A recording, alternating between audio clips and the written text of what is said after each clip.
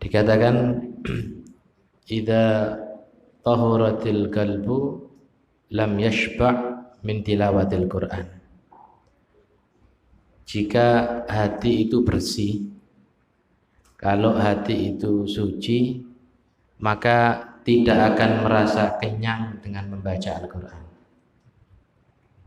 Kalau hati kita itu sehat, waras, tidak ada penyakit, maka tidak akan pernah merasa kenyang, tidak akan merasa puas dengan membaca Al-Quran. Akan terus kepingin baca Al-Quran terus. Artinya apa? Kalau kita ini jauh daripada Al-Quran, kita kok tidak kerasan, suwe-suwe misalnya darusan, kok tidak kepingin untuk istiqomah baca Al-Quran, berarti ada penyakit dalam hati kita. Kalau kita kok tidak senang baca Al-Quran, hadir majelis khatmul Quran misalnya, mendengarkan Al-Quran, kok risih, kok merasa tidak kerasan, kepingin dangdang metu, kepingin dangdang mari, atau setiap hari tidak kepikiran, kadang-kadang aku dina iki durung maca Quran ya, aku seminggu wis pirang dina gak maca Quran, kok tidak ada rasa seperti itu, berarti hati kita ada yang sakit, berarti dalam hati kita ada penyakit. Kenapa? Kalau hati kita sehat, hati kita waras, terus mesti kepingin akan baca Al-Quran. Bagaimana diceritakan para salafus saleh itu, mereka kecintaan mereka dengan Al-Quran itu Masya Allah. Imam kita, Imam Syafi'i itu setiap hari itu khatam Al-Quran. Di bulan Ramadan ditambahi setiap hari khatam 2 kali Al-Quran. Pagi hatam sekali, malam hatam sekali. Duduk hataman niki. Duduk hadir hataman, hatam baca Al-Quran mulai Alif Lam Mim sampai An-Nas. Itu sehari 2 kali. Kenapa? Hatinya bersih. Di Pasuruan kita ada Habib Ja'far bin Syekhon As-Segaf. Itu setiap hari kana wirdu khatmah minal Quran. Wiridnya beliau setiap hari 1 hataman Al-Quran. Cinta sama Al-Quran mereka itu. Kenapa? Hatinya bersih. Lah kita ini, hati kita ini penuh dengan penyakit.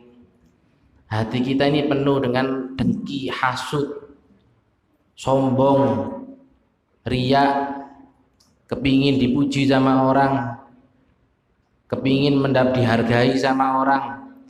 Delok tonggone seneng, gak seneng. Delok tonggone susah, seneng. Penyakit. Gak disopo ngamuk, gak diundang ngamuk. Kenapa? Hati kita penuh dengan penyakit.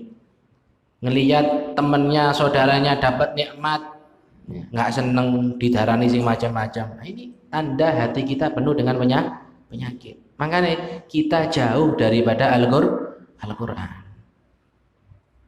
Oleh karena itu, mumpung ini di bulan Ramadan, kita paksa diri kita untuk membaca Al-Quran. Kenapa? Mudah-mudahan dengan wasilah Al-Quran, mudah-mudahan dengan perantara Al-Quran, Allah membersihkan hati kita daripada penyakit-penyakit hati. Soalnya hati ini yang paling penting.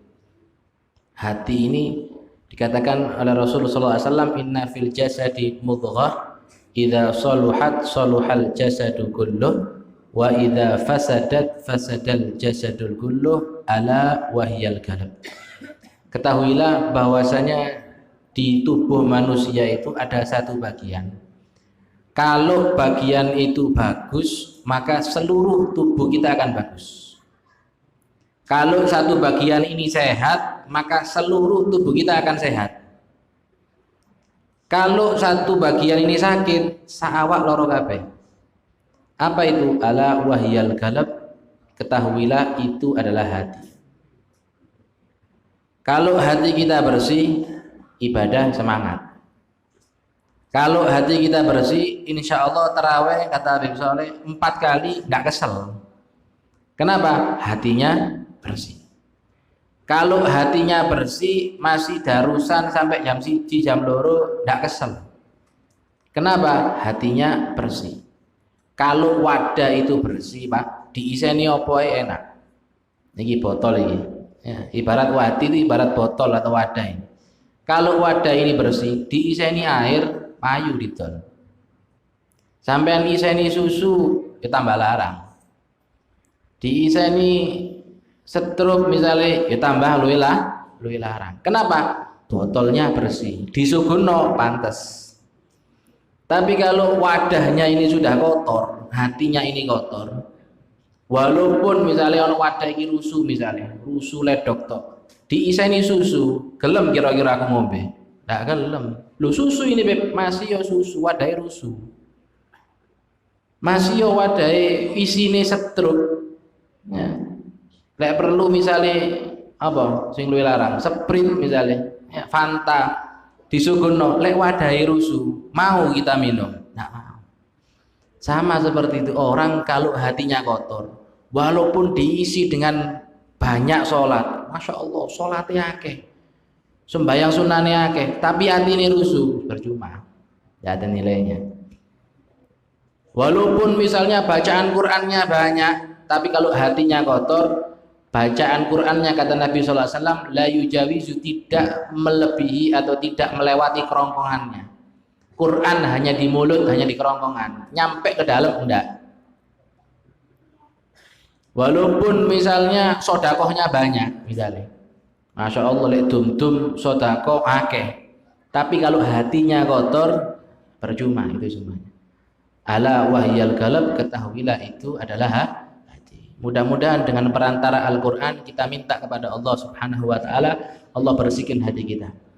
Nanti setelah ini kita keluar membaca doa ala ya Allah binadrah minal ainir rahimah tudawi kullama bi min amradin sakimah. Mudah-mudahan kita minta tudawi kullama bi, Allah Subhanahu wa Ta'ala sembuhkan apa yang ada pada diri kita daripada penyakit-penyakit. Kita minta bantuan kepada Allah, ndak bisa. Lek sampean kate ngobati dhewe, terus doktere ndek ndi? Gak ono doktere iki. Ya, sampean tuku nang rajin gak ono obate. Ya, obatnya apa? Minta kepada Allah Subhanahu wa Ta'ala. Muhaddad mengatakan gadis ta'antuka Rabbi ala mudawati qalbi. Aku benar-benar minta tolong kepada Tuhanku untuk mengobati hatiku. Yang bisa mengobati hati kita hanya Allah Subhanahu wa Ta'ala. Yang bisa membersihkan hati kita daripada penyakit ini hanya Allah Subhanahu wa Ta'ala. Caranya minta sama Allah, usaha bersihkan, baca Al-Quran. Gak enak paksa, gak ono wong moro-moro enak iku. Aku maca Quran wis sak Ramadan sak wulan kok gak enak yo, sik sak wulan sik. Ya, para salafus saleh itu dikatakan, ada yang mengatakan kabattu nafsi fi qiyamul lail 20 sanah wa tana'amtu biha 20 sanah. Aku iki maksakno gak enak, tak enak-enakno untuk qiyamul lail 20 tahun. Jadi 20 tahun qiyamul lail gak enak belas. Jadi goro ono wong misale alhamdulillah aku lek sembahyang masya Allah nikmat, padahal sih tas ya, merasakan nikmatnya ibadah sulit, itu harus dipaksa. Oleh karena itu masih ada enak paksa. Nah, jadi keluar dari kata beliau, keluar daripada bulan Ramadan, aja Quran ditinggal. Nah, kita ini jangan jadi hambanya Ramadan, kita jadi hambanya Allah Subhanahu wa Ta'ala. Lek sampean dadi budake Ramadane ngale wis sembayange.